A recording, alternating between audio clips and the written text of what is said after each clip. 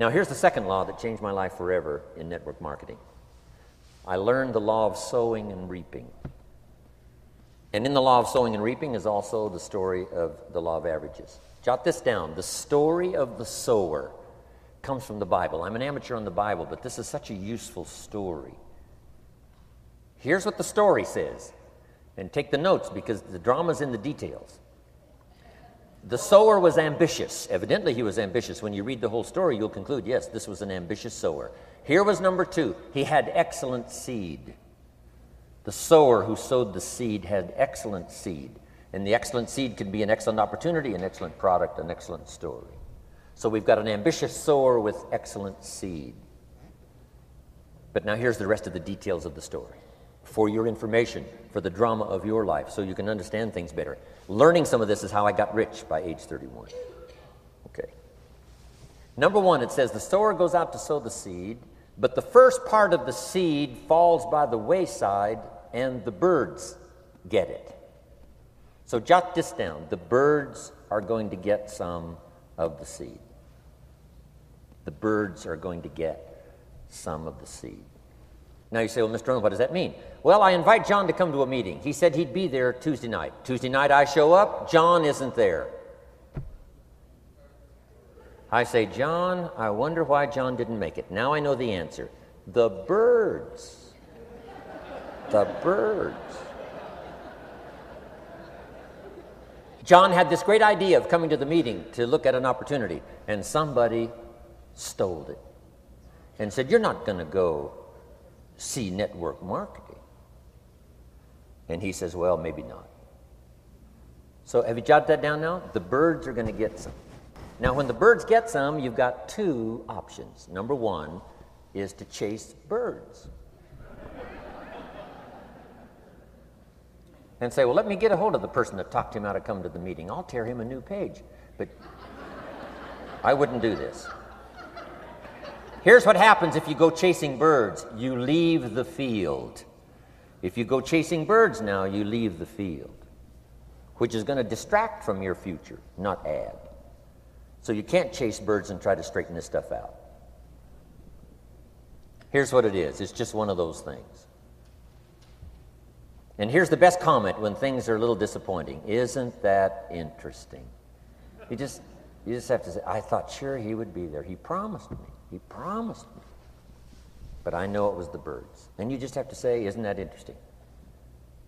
Now, here's the rest of the story. It says, the sower kept on sowing. See, that was the secret to his success. He kept on sowing. And if you keep sowing, you can sow more than the birds can get because there aren't enough birds. If you keep sowing, there are some birds, but there's not enough because the law of averages will work for you. My mentor taught me, he said, you know, Mr. Rohn, there's only 9 or 10 real nasty, miserable people in the whole world. Now, he says they move around a lot, you know, and you're liable to... You'll bump into one once in a while. But when you bump into one, you say, there's only 9 more like you. I can handle that in the whole world. Okay. Now, here's what else it says. The sower now keeps sowing the seed. Now the seed falls, the story says, on rocky ground where the soil is shallow. And the rocky ground where the soil is shallow is not of your making, because you had excellent seed and you were an ambitious sower. So the rocky ground where the soil is shallow is not of your making. But here's what it says what happened. This time, the little seed that falls in the ground starts to grow, and the little plant starts to grow. But the first hot day, it withers and dies. It dies. Not an easy thing to watch. I finally get John started. Sure enough, 3 or 4 days later, somebody says, boo, and he goes,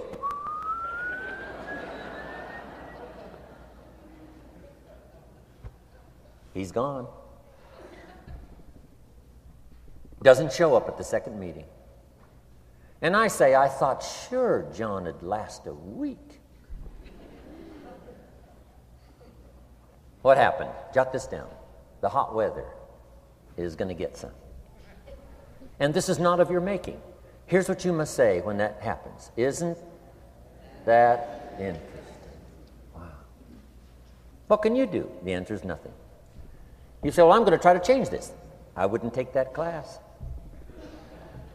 You know, the sun comes up in the east. Somebody says, why is that? I wouldn't spend much time on that. Just let that happen. Don't go for this why stuff. I'm giving you the answers here. The answers is in the structure and the consequences and in the deal. The answer is in the deal. Anything beyond that is not worth study. You say, well, how come some just last a little while? I wouldn't sign up for that class. Here's the answer. Some don't stay. You just have to jot that down. And when some leaves, you say, that's one of those that don't stay. Now you know what category to put them in. And you can't solve this now. It's like rearranging the seasons. You can't fool with that. All you can do is cooperate with the way things are set up.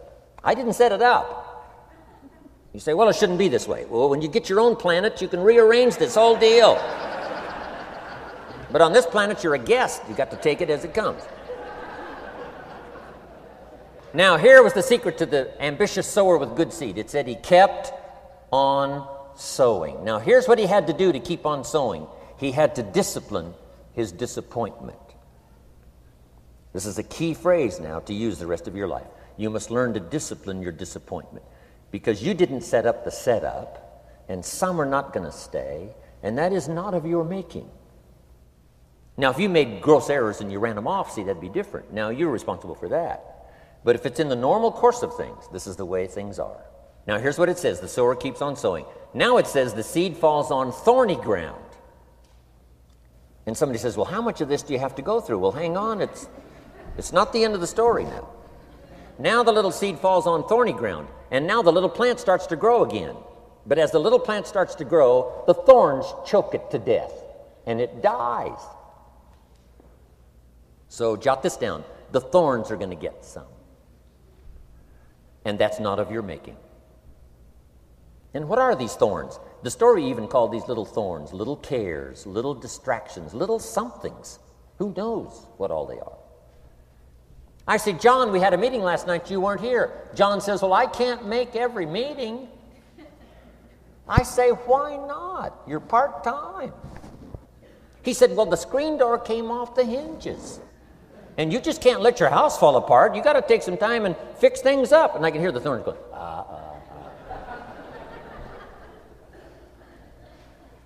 He says some extra trash had piled up in the garage. You can't let mountains of trash take over. You got to keep your trash hauled out.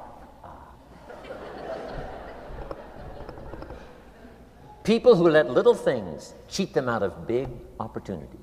People who let little things cheat them out of big opportunities. And you feel almost helpless. What could I do about that? And that's nothing. And you say, well, why is this? I'm asking you not to sign up for that class. Don't sign up for these why is this class. It's just the way it is.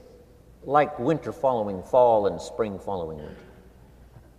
So if you got that, the thorns are going to get some. But now here's the good news. Let's read the rest of the story now quickly. The sower now what?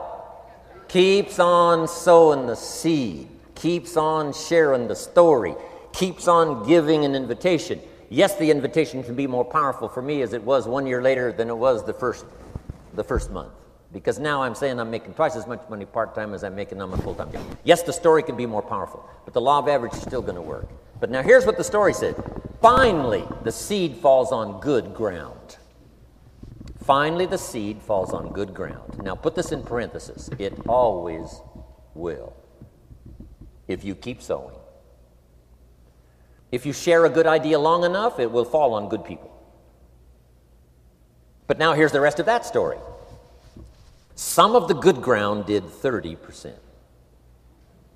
And some of the good ground did 60%. And some of the good ground did 100%. You say, well, why the difference in numbers? I wouldn't sign up for that class. Come on. Have I said that often enough now? Don't register for that class. It's just the way it is. Now, I tried to get the 30s to do 60. found out it was more than I could handle. I used to say, I'll make them successful if it kills me. I almost died. No, you can't do that.